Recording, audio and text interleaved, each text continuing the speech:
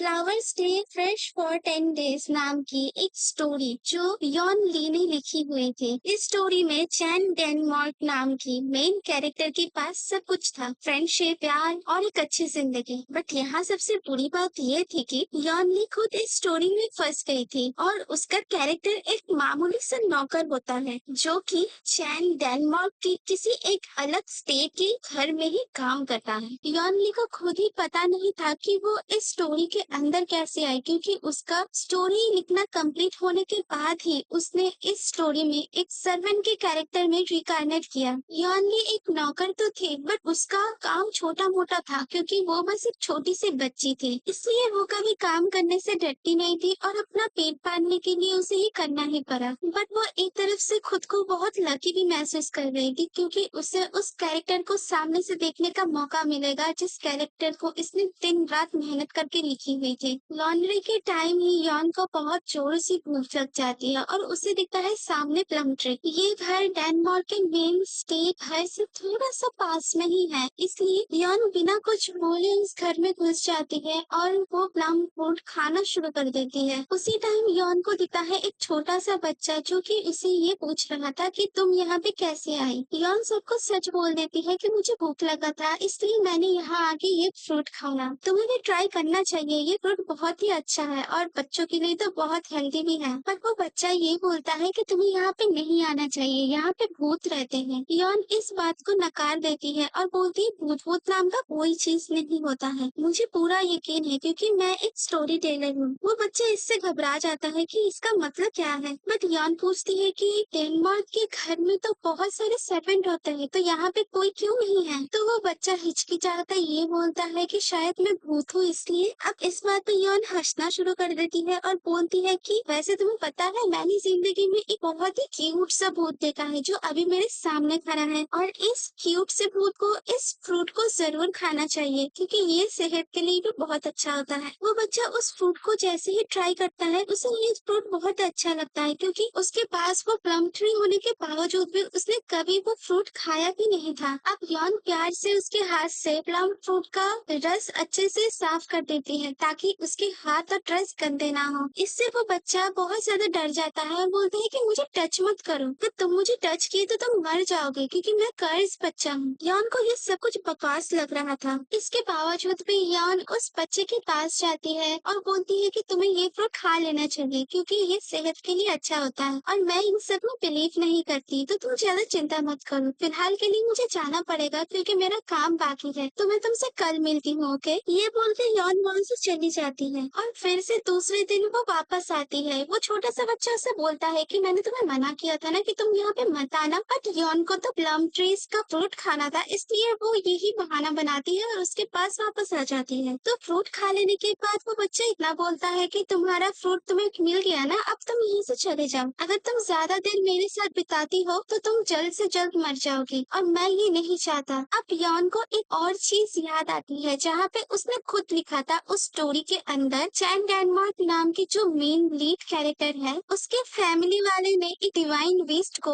अपने पास बंदी रखने का प्लान बनाया था जिससे वो पूरी दुनिया को जीत पाए, और ये डिवाइन बीस्ट बिल्कुल इस चीज के खिलाफ था, इसलिए इन लोगों के बीच में बहुत भयानक जंग होता है। बट बीच में कौन फंस जाता है, ये छोटा सा बच्चा। पर डेनमार्क फैमिली इतनी ज्यादा पॉजिटिव थी इस चीज को लेके कि फाइनली वो डिवाइन बीस्ट को कैरी कर ही लेते हैं और वो भी उस छोटे बच्चे के बॉडी में। यॉन इस बात से बहुत ज्यादा खुश थी क्योंकि वो एक डेनमार्क था और इसलिए वो सीरियसली उससे पूछ ही लेती है और फाइनली यहाँ पे यॉन की विश पूरी हो जाती है कि एटलीस्ट उसे उस कैरेक्टर को देखने का मौका मिल गया जिसकी वजह से उसने इतनी ज्यादा मेहनत की थी। बट वो छोटा सा बच्चा ये बोलता है कि क्या तुम्हें अभी मैं पसंद हूँ क्योंकि तुम्हें पता चल गया है कि मैं एक डेनमार्क हूँ और एक कर्स चाइल्ड हूँ। यहाँ पे यॉन गुस्सा हो जाती है और बोलती है कि देखो तुम कोई कर्स चाइल्ड नहीं हो। चलो कोई बात नहीं, स्टार्टिंग से स्टार्ट करते हैं। मेरा नाम है यॉन ली और मैं इसी स्टेट के एक जगह पे सर्वेंट का काम करती हूँ। तुमसे मिलके मुझे बहुत ज्यादा अच्छा लगा। अब यॉन को ये फील होता है कि ये छोटा सा बच्चा बहुत ज्यादा कमजोर है क्योंकि इसे सही टाइम पे खाना दिया ही नहीं जाता, बस जिंदा रखने के लिए कुछ खाना इसे दिया जाता था। और यही से यॉन का मिशन स्टार्ट हो जाता है कि उस बच्चे को अच्छा अच्छा खाना खिला के अच्छी सेहतमंद बनाना ताकि वो आगे जाके अपनी पूरी जिंदगी एंजॉय कर पाए। और ऐसा यॉन करती भी है क्योंकि अपने काम के बीच में जब भी उसे फ्री टाइम मिलता है वो उस बच्चे के लिए खाना लेके आती। वो बच्चा ये बोलता कि तुम मुझे खाना क्यों लाके देती हो? तो यौन उसे ये बोलती कि मुझे तुम्हें खाता हुआ देख के बहुत अच्छा फील होता है इसलिए। तो यौन उससे पूछती है कि क्या तुम हमेशा ही यहाँ पे अकेले रहते हो? यहाँ पे कोई आता नहीं है तुम्हारा पेरेंट्स? तो वो बच्चा अपनी सैड स्टोरी सुनाने लग जाता है जहाँ पे वो बोलता है मेरा ना कोई माँ बाप है और ना कोई भाई बहन, इसलिए मुझे इस घर से अकेला कर दिया है। मुझे अपने माँ बाबा और अपने भाई की याद तो आती है बट मैं क्या करूँ? मैं उन लोगों के खिलाफ नहीं जा सकता। फिलहाल मैं बहुत ज्यादा छोटा हूँ बट मैं तुम्हारा बहुत ज्यादा शुक्रगुजार हूँ क्योंकि तुम हर दिन आती हो, मुझे कुछ ना कुछ खाना खिलाती हो, मुझसे बात करती हो, जिससे मेरा अकेलापन बहुत हद तक दूर हो चुका है। मैं समझ पाता हूँ कि किसी का साथ रहना कितना ज्यादा इम्पोर्टेंट होता है मेरी जिंदगी में। और सच बताओ मुझे ये सब चीज एहसास ही नहीं होता अगर तुम मेरे साथ नहीं होती यौन। अब यहाँ पे यौन को अपनी एक गलती याद आती है कि उसने बस एक लाइन लिखा था इन सब के लिए और इसकी वजह से एक बच्चे का बचपन उससे छीन लिया गया। इस गलती का उसे बहुत ज्यादा अफसोस था, इसलिए वो डिसाइड करती है कि अब से बस उसे खाना नहीं देना बल्कि उसे उस एहसास को यकीन में बदलना है कि वो भी एक इंसान है और वो भी अपनी जिंदगी में खुश रह सकता है। वो बच्चा बोलता है कि देखो तुमने मेरी बहुत मदद की है बट आज की रात मेरे लिए शायद आखिरी रात होगी, इसलिए मैं नहीं चाहता कि तुम अब से यहाँ पे आओ। तो प्लीज अब से अपना ख्याल रखना और कभी यहाँ पे मुड़ के मत आना। अब यौन खुद के ऊपर ही गुस्सा कर रही थी कि उसने ऐसा कुछ क्यों लिखा जिसकी वजह से उस बच्चे को इतना ज्यादा सफर करना पड़ा। और इसी दौरान उसे एक और सर्वेंट मिलती है जो कि उसे बोलती है कि आज की रात बहुत डेंजरस होने वाला है तो तुम जल्दी जाके घर पे सो जाओ। वो सर्वेंट बस इतना बोलती है कि डेनमार्क के सबसे छोटे बेटे का आज कुछ तो होने वाला है जिसकी वजह से हमें अपने रूम से निकलने के लिए मना किया गया है। ये सुनने के बाद यौन को एक और चीज याद आता है जो कि उसने खुद लिखा था इस स्टोरी के अंदर। चैन डेनमार्क नाम का जो मेन लीड कैरेक्टर है उसका एक छोटा भाई है जिसका नाम सी बाई डेनमार्क है। वो एक बहुत ही भयानक विलन है इस स्टोरी के अंदर। उसे भी बहुत ज्यादा तकलीफ से गुजरना पड़ा था अपने बचपन में, इसलिए वो बहुत खतरनाक विलन बन जाता है और एंड में जाके उस मेन लीड कैरेक्टर को मारने की कोशिश भी करता है। बट उसे ये चीज समझ नहीं आ रहा था कि मेन लीड कैरेक्टर जो है उसे कर्स चाइल्ड बनाया गया था स्टोरी में, तो फिर डेनमार्क का सबसे छोटा बेटा शीबाई डेनमार्क को क्यों कर्स चाइल्ड बोला गया है? तो क्या यहाँ पे स्टोरी में गड़बड़ हुई है या फिर कुछ चेंज हुआ है? और ये देखने के लिए यॉन उस घर की ओर भागी है जहाँ पे शीबाई डेनमार्क रहते थे। अब उसे ये समझ नहीं आ रहा था कि ऐसा क्यों हुआ, सब कुछ चेंज कैसे हो गया। जब तक यॉन उस जगह पे पहुंचती है तब तक शी डेनमार्क ऑलमोस्ट अनकॉन्शियस होके वहीं पे पड़ा था और वो बहुत ज्यादा तकलीफ में भी था। अब शिबाई उसे ये बोलते हैं कि तुम यहाँ पे क्यों आई? मैंने तुम्हें मना किया था ना कि तुम यहाँ पे मत आना आज की रात, चली जाओ यहाँ से वरना तुम मारी जाओगी। अब यहीं पे यॉन देख लेते हैं कि शिबाई के पीठ पे वो टाइगर के निशान है जो कि मेन लीड कैरेक्टर के ऊपर होना चाहिए था। उसे समझ नहीं आ रहा था कि ऐसा क्यों हो रहा है बट शिबाई इतना बोलते हैं कि अगर मैं खुद को सैक्रिफाइस करूँ तब जाके सभी लोगों को खुशी मिलेगी, इसलिए मैंने ये चीज को अपना लिया। तो यहाँ से तुम चली जाओ वरना मेरी वजह से तुम भी मारी जाओगी। अब यॉन को ऐसा लगता है कि मैं इस स्टोरी की ऑथर हूँ तो मुझे जो चाहिए मैं वो कर सकती हूँ क्योंकि इसमें मेरा पूरा राइट है। इसलिए यॉन चिल्ला के बोलती है कि शिबाई तुम बिल्कुल भी कर्स चाइल्ड नहीं हो, तो खुद को ब्लेम करना बंद कर दो।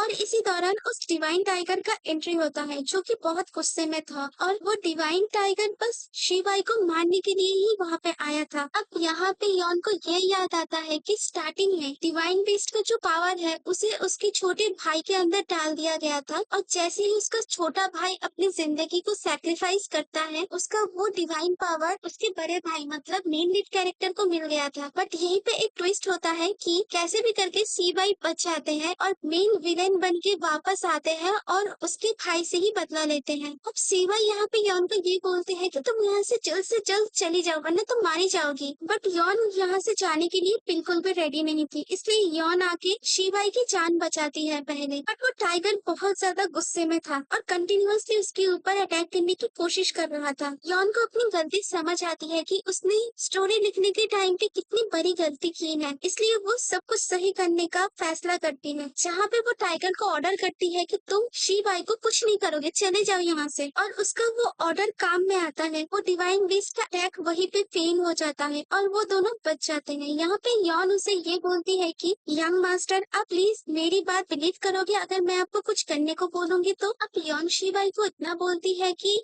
आप अपने ऊपर ट्रस्ट करो कि आपके ऊपर कोई कर्ज या फिर कोई बाधा नहीं है, आप फ्री हो। अगर आप ये चीज कर लेते हो तो हम दोनों की जान यहीं पे बच जाएगी, फिर आपके दिन अच्छे होंगे, आप अच्छी तरीके से बड़े हो पाएंगे और आपकी लाइफ भी बहुत अच्छी होगी। शिबाई के पास और कोई ऑप्शन नहीं था और शिबाई यॉन के ऊपर भी ट्रस्ट करते हैं, इसलिए वो मान जाते हैं। इसी यकीन के साथ साथ इन दोनों का जो कनेक्शन था कर्ज वाला वो टूट जाता है, इसी बिलीफ से कि ये दोनों एक दूसरे के साथ जुड़े नहीं हैं। अब वो डिवाइन बेस्ड यॉन के ड्रीम में चले जाते हैं और उससे पूछते हैं कि तुमने हम दोनों का कनेक्शन कैसे तोड़ दिया। यॉन स्टार्टिंग में ये बताने से इनकार कर रही थी क्योंकि वो डिवाइन बेस्ड उस पर हमला कर रहे थे, बट यॉन सोचती है कि अगर सी बाई इस कर्ज को तोड़ सकते हैं तो डिवाइन बेस्ड की ओर से भी इस कर्ज को तोड़ा जा सकता है, बस यकीन के साथ। तो यॉन उस डिवाइन बेस्ड को ये बोलती है कि डिवाइन बेस्ड आज से तुम फ्री हो, किसी के साथ या किसी की कर्ज में तुम जुड़े नहीं रहोगे। और यॉन की बोली गई हर बात सच हो जाती है, वो डिवाइन बेस्ड सच में आजाद हो जाते हैं उस कर्ज से, उस कनेक्शन से जिससे वो शिबाई के साथ जुड़ा हुआ था। तो वो डिवाइन बेस्ड पूछते हैं कि तुम कौन हो। यॉन बोलती है मैं एक स्टोरी टेलर हूँ और तुम्हें मुझ पे यकीन होना चाहिए। दूसरी तरफ हमें एक रिचुअल दिखाया जाता है जो कि चान डेनमार्क के ऊपर किया जा रहा था, डेनमार्क फैमिली की ओर से ही, जहाँ पे वो लोग कोशिश कर रहे थे कि शिबाई का जो डिवाइन बेस्ड है वो ट्रांसफर करके चैन डेनमार्क के ऊपर लाने की, बट उस चीज में फेलियर होने के बाद चैन डेनमार्क को बहुत हैरेसमेंट का सामना करना पड़ता है। बट डेनमार्क फैमिली के बाकी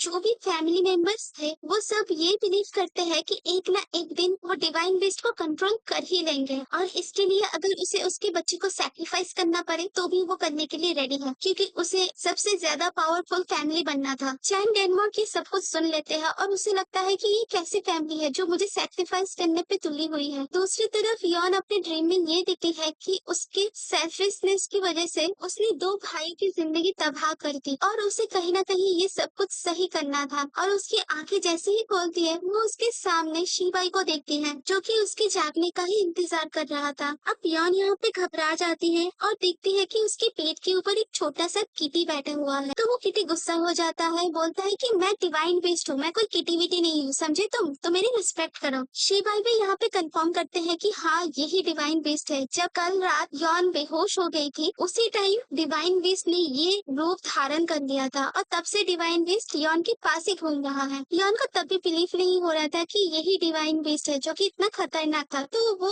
उस किटी को प्यार करने लग जाती है। तो उस डिवाइन बेस्ड का ये कहना था कि डिवाइन बेस्ड को उसने उस कर्ज से बंधने में बचाया था, इसलिए यॉन के ऊपर उस डिवाइन बेस्ड का एक डिबेट है जो कि वो आगे जाके फुलफिल भी करेगा। बट यॉन यहाँ पे बोलती है कि देखो मेरा नाम यॉन है तो तुम मुझे यॉन करके पुकारो, एक लड़की वो लड़की ऐसे मत बोलो। तो यहाँ पे डिवाइन बेस्ट ये बोलते हैं कि मुझे ह्यूमन पसंद नहीं है क्योंकि वो लोग बहुत ज्यादा ग्रीडी होते हैं, अपने चाहत के हिसाब से वो लोग मुझे यूज करते हैं और अपना नौकर बना के रखते हैं, उसे बस मेरी पावर चाहिए और कुछ नहीं। बट मैं तुम्हारा शुक्रगुजार इसलिए हूँ क्योंकि तुम उन सबसे अलग हो यॉन। अब इन दोनों के बीच में शिबाई को बहुत ज्यादा प्यार आ रहा था यॉन के ऊपर, इसलिए शिबाई ये बोलते हैं कि डिवाइन बेस्ट तुम उसके ऊपर यकीन करो या ना करो, मैं यॉन के ऊपर पूरा यकीन करता हूँ और मैं उसके साथ ही रहूंगा। यॉन यहाँ पे डिवाइन बेस्ट से ये पूछती है कि अच्छा एक बात बताओ, तुम दोनों का कर्ज जो था वो टूट गया है तो ये कैसे हुआ, क्या तुम मुझे बता सकते हो और आगे जाके क्या होगा। तो वो डिवाइन बेस्ट ये बोलता है कि तुम्हारे पास एक पावर है जिसको वार्वेल कमांड बोलते हैं और ये कमांड ऐसा होता है जहाँ पे तुम्हारी बोली गई हर बात सच हो जाती है और ये पावर बहुत सेंचुरीज पहले ही गायब हो गया था, बट मुझे समझ नहीं आ रहा कि तुम जैसे एक मामूली नौकर के पास ऐसी पावर आई कैसे। और रही बात मेरी और उस बच्चे की कनेक्शन की बात, तो फिलहाल के लिए हम दोनों का कर्ज का जो कनेक्शन है वो टूट चुका है और अगर वो बच्चा कंटिन्यूअसली खुद के ऊपर काम करेगा, उसकी फिजिक्स उसकी मेंटेलिटी अगर स्ट्रांग होगी तो वो आगे जाके खुद को प्रोटेक्ट कर सका है और मेरे साथ कनेक्ट होने में भी वो